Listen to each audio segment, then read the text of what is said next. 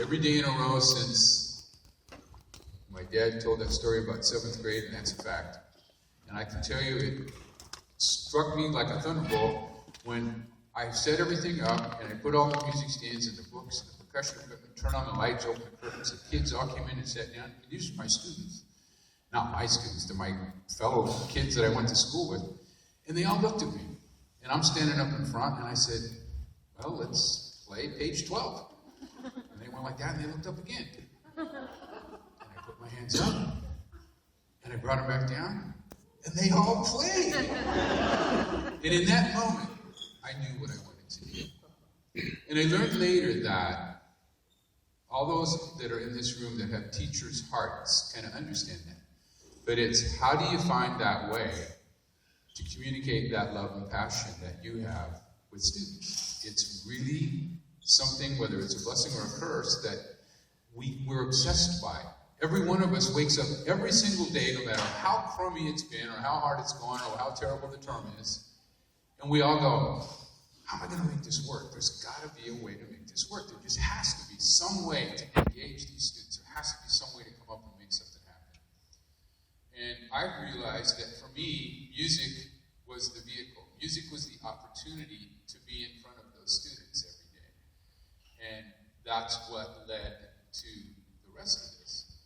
I will tell you that Jan Kehoe was the one who said in 1992 or 3, she says, you really should think about a doctorate.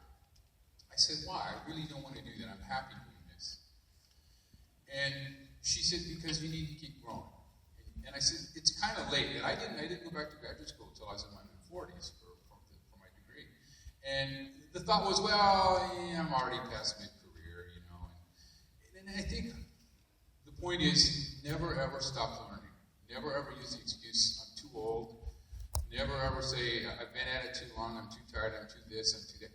Don't be afraid, you know, we just gotta all jump in and go for it. So, when I finally got the degree, and she says, okay, you really need to think about being the dean. And I said, no, I really don't want to do that. I just want to teach. That's my life. That's what the good Lord put me on this planet to do. And she said, how many students do you see a week? I said, 150, 180, some semesters maybe 200. She says, what if you could have that same influence over 10 or 15,000 students a week? What if you had the opportunity to somehow manifest that same passion for a much larger group? She says, you would be given the opportunity to share the passion that you so love with a much broader part of the world. And that's really every day how this has sort of evolved. I feel so fortunate to have been able to get to do the things that I've done here. And I look around at the faces, every single person here, in every single seat. I wish I could spend 3 or 4 hours with you, because we have all had that time and those moments together. Michael, my son, said it best. You know, there really are 2 families. And our kids and our wives and our spouses, they probably know as much about all of us from hearing us crab and moan every day after work. You know what? You know, so when I don't know if we've had it today, if you walked up and said, hi, I'm Susan James. And they go, hi. Oh, oh, you're the one. Oh. So keep your face still. So there are 2 families here, and I think it sounds maybe a little corny, but to say that I love this family as I do my own is not a huge overstatement. It really isn't. It was alluded to that there have been an awful lot of nights and an awful lot of weekends where one woman had to consciously decide to say, okay, go ahead, I get it, it's part of what you do, it's who you are, and I hope that we have at least 37 more years of just being together, because it would take that much time to somehow do that. So to my wife,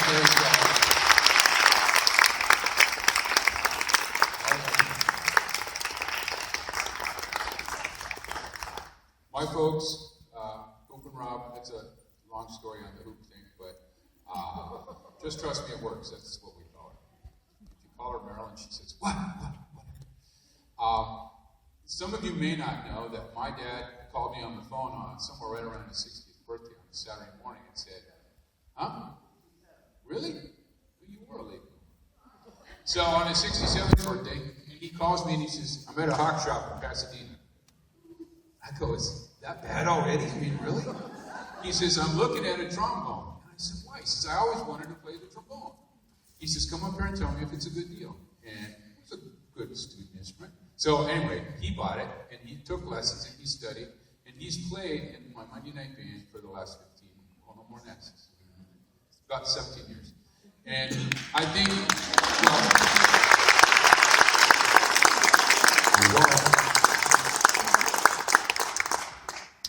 pretty cool when you look around and you're able to share your love with your mom. I mean, that's like really cool. It's like one of those times where you can actually give something back to them that they gave to you that probably isn't valuable. My children are pretty extraordinary folks. Michael was here. Andy was here. Mike was married to, except for my daughter and my wife, the love of my life.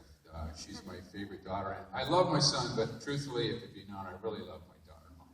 So Michael and Carrie Scott right there. Congratulations. Thank you for being here.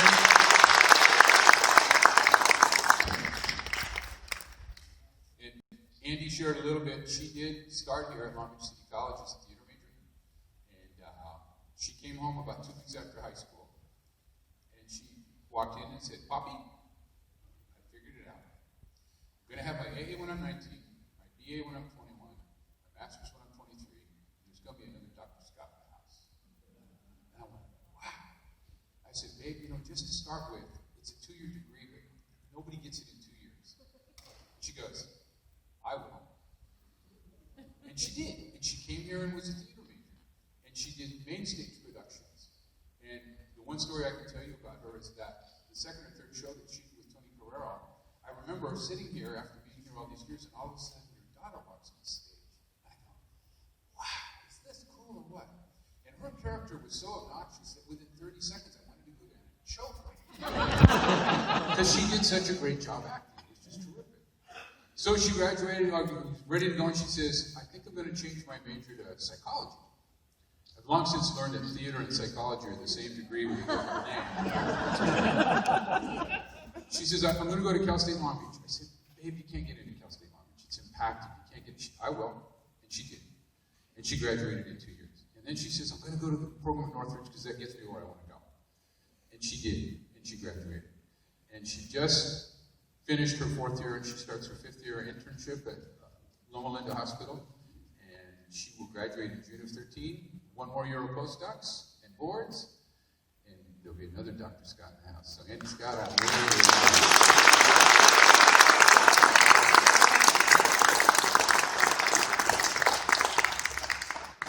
I am the oldest of 5 boys, and that probably has a lot to do with the whole leadership thing.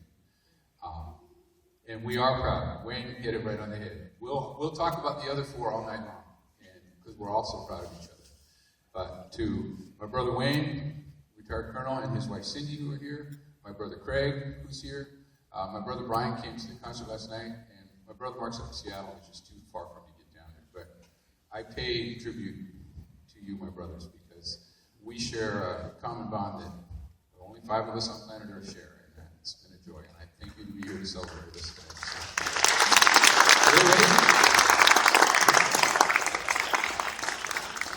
So, there are too many of you to friend. I'm sitting here looking and I'm going, oh God, I got to think down. Musicians, friends, people that I went to high school with. Rich Sumner and I went to high school, and he's still here sitting in the house smiling. Tom Gusman, who has been so gracious as a friend. We were together at Bellflower High School at our first job teaching. I was the band director, he was the choir director. And 37 years later, his office is still 10 feet across the hall, just the way it was 37 years ago. I mean, for that to happen is almost serendipitous, but it's also a huge, huge blessing. Colleagues, my deans, Polly, thank you, that's really sweet. John Philpott, who has been one of my best friends and one of my closest mentors and guides. And, boy, am I going to take you up on the golf thing, Philpott, that's way cool. Greg Schultz, Dr. Schultz, who came in as Dean of Trades and Industrial Technologies after I had spent a very challenging year, and I was never happier to meet someone. And he is a gracious, gracious man, and very bright and very smart, and has given so much stability and vision to that area and to the whole college. Kevin Carney, he's been a friend since the very first day. One of the most marvelous musicians ever. Incredible, wonderful man.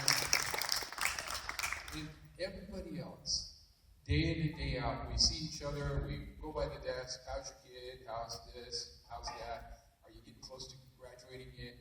We all have stories with one another, and I am forever grateful for each of you, for everybody. I mean, it's really, really incredible. And I find myself not being sad. I truly don't. I really find myself being so grateful to have been able to be with all of you guys, but to be able to do all the fun things that I've been able to do. So thanks for hanging in and being there this afternoon. I know there's something else going on. Tom, Roger, thank you very, very much for putting this together for us. There are so many people on the committee. I think Tom's acknowledged most of them, but they were my friends and my pals. And then Cece's over there, Don Marcy, Fred, Sean, Curie and Rotana. I owe you a whole lifetime of thanks and gratitude for being there to support me and take care of me. Barbara, I know you had a lot to do with this today. Jeff, my brother from another mother, and the rest of what about me, Dad? yeah, okay, Dave, nice job. Everybody clap for Dave.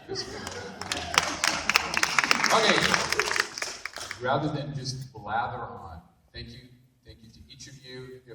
If I missed a moment, remind me, we'll talk about it. So here, let's bring Tom back.